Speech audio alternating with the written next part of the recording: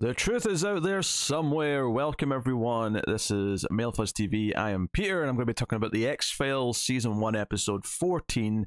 It's called Gender Bender. So spoilers for the episode as always. This one's got a serial killer who is seducing people, seemingly with extra abilities, and then switching genders after they kill their victim. Which, by the way, the method of death is basically pumping someone so much pheromones during sex that they have a seizure and maybe a heart attack or something like that. That's the basic gist of what kicks this episode off. There's a lot of scenes early on of like being in a club, of like kind of like seedy kind of sexual serial killer stuff that I was kind of into. I was feeling kind of the vibe that was giving off, and I was expecting a lot more of that early on. Mulder and Scully are talking about how could this be, the security camera only shows a woman getting in with this victim, but then a man walks out later on. How could that be? That's the puzzle we have to solve. And I was kind of looking forward to them trying to figure that out, and how would they arrive at the conclusions that someone's switching gender, someone's effectively shape-shifting throughout the episode, as they try and track this killer down as they're going after more victims. And as we see throughout the episode, they are going after more victims. But then it kind of turns into an episode where they're actually investigating like an Amish cult. Mulder and Scully go to this small town, they go to this, and they're not literally Amish, but they're like Amish. They're called the Kindred, and they've been here for some time. They live simply, no electricity, things like that. And Mulder and Scully go and visit and talk to them, and we get a whole big thing where it's like, oh, they can't enter with their weapons, so they take out their clips and give them over to the people, and they spend some time with them at dinner, and then it goes from there. This partially might just be a taste thing, but I kind of hate episodes like this. I hate episodes that are about visiting an Amish village, or maybe like a tribe of like Native Americans, or any type of sort of little mini culture that's kind of existing, and the main characters go in and spend time with them. I don't know if there's something inherently wrong with those stories necessarily, but I find that I almost never ever like them. There's just something about, I don't know if it's the characters sort of coming in and everything's kind of weird and different, so we have to go through this idea of some of these characters maybe are tempted by the outside world and all the rest of it. But I really do struggle to think of an episode of any TV show where I've enjoyed this type of episode. And I think what was sad about this one in particular is that for the first 5 minutes, it didn't feel like it was going to be this type of episode. It kind of pivots really quickly into it, where, oh, we've got this serial killer killing someone in a weird way. We don't quite understand it. I mean, we understand it to a point as the audience because we've seen it, but Mulder and Scully don't. And it's like, oh, they're going to have to track down this killer. It's going to be like 7 meat species or something. And I realized that as I'm saying that, neither of those movies existed yet when this episode aired. But that's kind of the type of thing I was thinking about. And then Mulder's like, oh yeah, but we found this clay at the crime scene, which is unique to this Amish style tribe that lives here. Let's go and visit them and investigate them. And then most of the episode is them asking questions about this group, going to talk to them, spending a few hours with them, and it goes further down some weird rabbit holes, almost literally in one case. Yeah, not super hot in this one, ultimately. There's a couple of interesting moments of direction. I thought towards the end, when they're trying to like track down the killer, and they know they're in a hotel somewhere, and they're sort of sneaking through the dark hallways and they're chasing after the killer. Like, I thought there was some good direction there.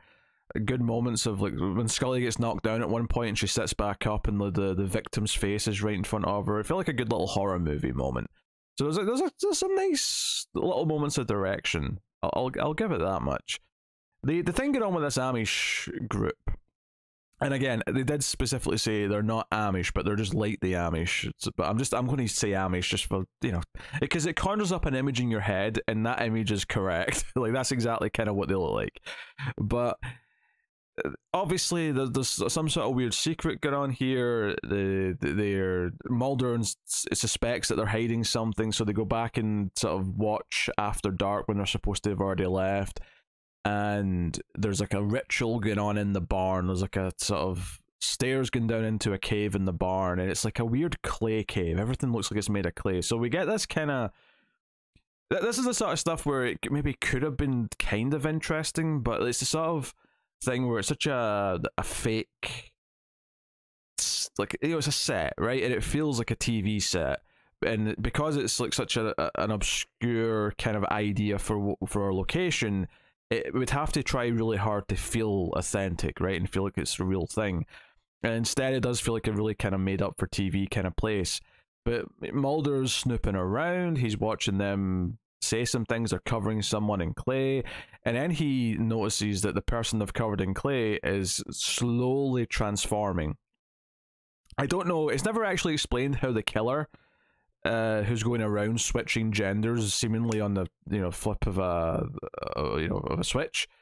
It never really explains why he can do that instantly, where it seems like other people in this group have to go through like a sort of like an actual phase. They have to go through like a transformation phase where they're put in like a cave and covered in clay and slowly turn. But regardless, this is linking up to that and is sort of filling Mulder in this idea, or that explains why the perpetrator seems to be switching between a man and a woman. The more interesting thing that led to some good little, well, I won't say good, because I don't know if I say I like them that much, but there's, right away, we have a guest star in this episode who, what's his name? Brent Hinkley, who, he's been in other things. You've seen him in Silence of the Lambs. I think he was in a Marvel movie or two. He's been in stuff. But he is one of these people, and early on Scully meets him, and he's very awkward, and he's very kind of shy, and he doesn't want to talk to her. But when he shakes her hand, like quite quickly, Scully looks like she's feeling something from it, right? And this ties into the killer, because the killer seems to initiate through touch sort of irresistible attraction in the victim.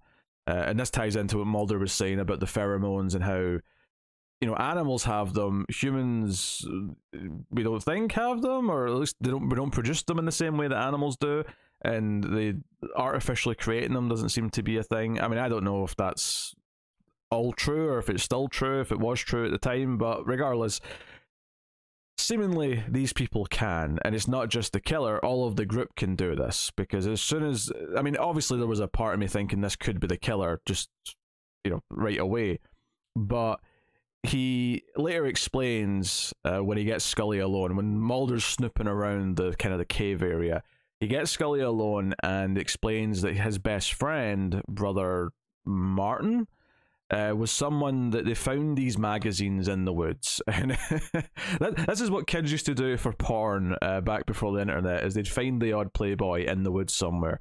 But no, if they found some like magazines, and it was just, trashy magazines with pictures and things. But basically, it enamored this guy, this brother Martin, the killer, and he wanted to be a part of that world. He was fascinated by how attractive everyone was and wanted to go out and exploit the world and take part in the pleasures of the flesh, if you will.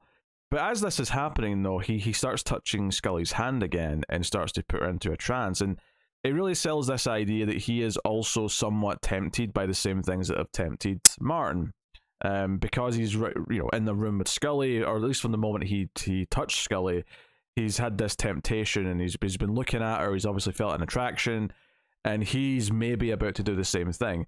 I think the implication I get from the episode is that the killer isn't actually trying to kill anyone intentionally.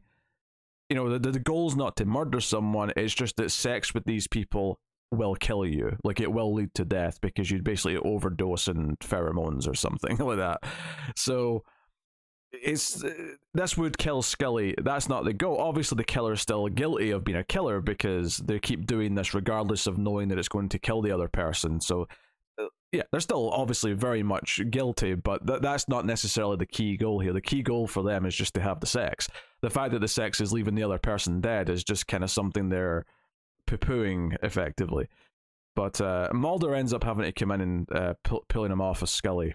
And that kind of ends that. And Scully feels embarrassed afterwards and is, says her memory's foggy of what happened exactly after he started making the moves. But it kind of proves that they have this ability in some way. Because later on in the episode, Mulder actually sees the transformation. He sees the killer go from female to male in a quick sort of like visual effect. So he actually gets to see that. But I think I did at least like that Scully was...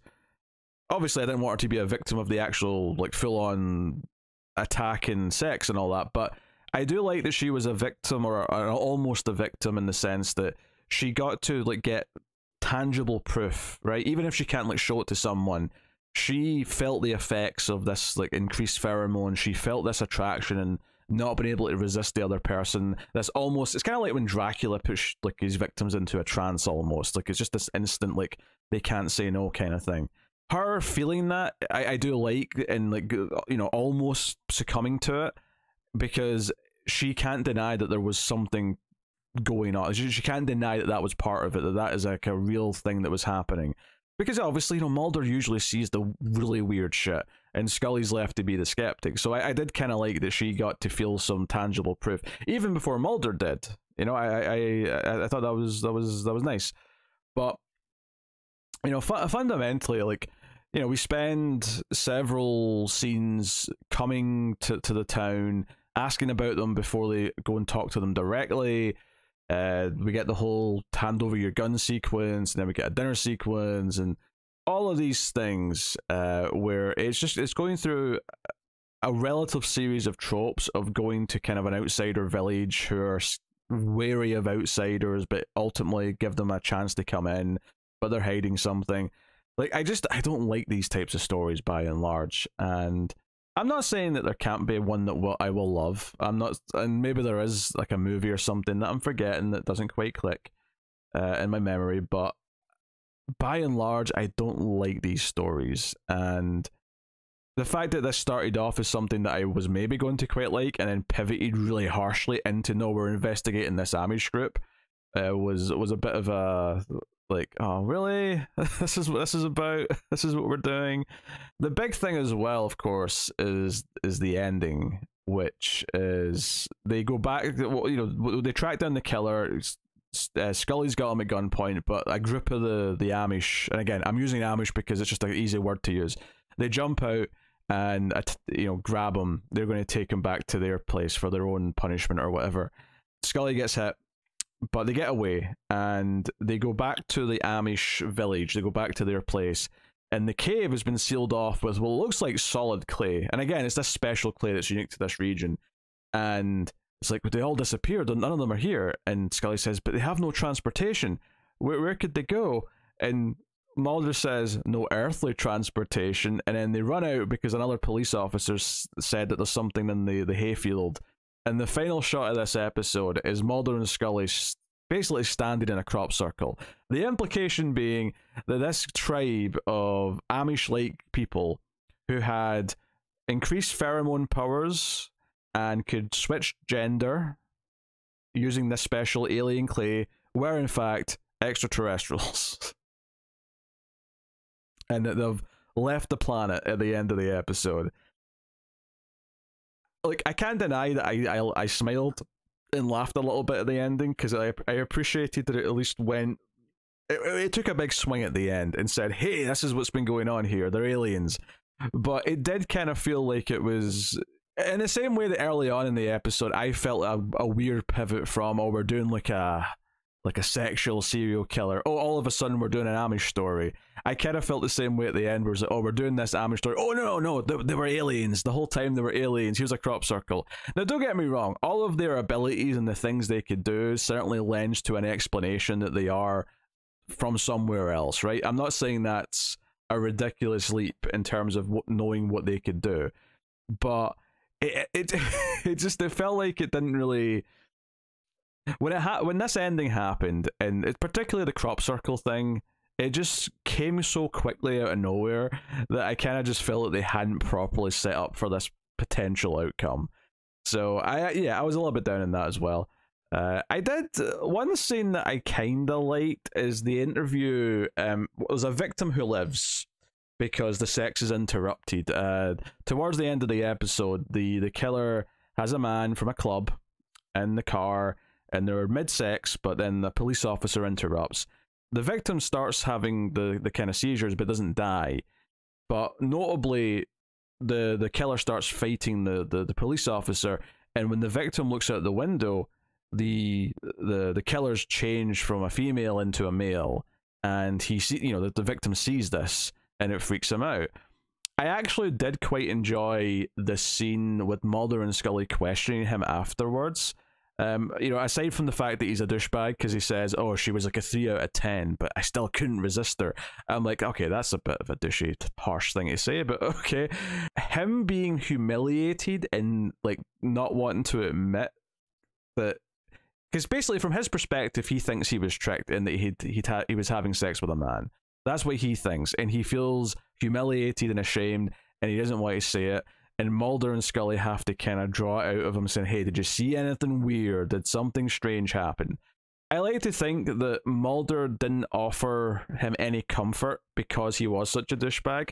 Not that he could like give him a detailed explanation, but he could at least give him some bit of information to at least like let him know that this wasn't just as simple as, no, this like you were mistaken and that was a man the whole time. He left him with him thinking that. And I'd like to think it's because he was being such a douchebag, and his attitude and the way he was talking about things. But I enjoyed that interaction for what it was. Yeah, there's some good visuals here or there, creeping around with lanterns and things like that. Especially, my favorite sort of stuff in this was more the seedy stuff in the clubs and the dark hotel at the end when they're running down the hallways and a lot of it's draped in shadows. The final showdowns in this dark alleyway with like rain pouring behind them. Like there's some nice like atmosphere like sprinkled throughout, but that's basically the only thing I was really into in this episode. But I do admit that partially this is a taste thing because I just really don't like this type of story, and I almost never do in shows like this. So hey ho, that'll probably do it.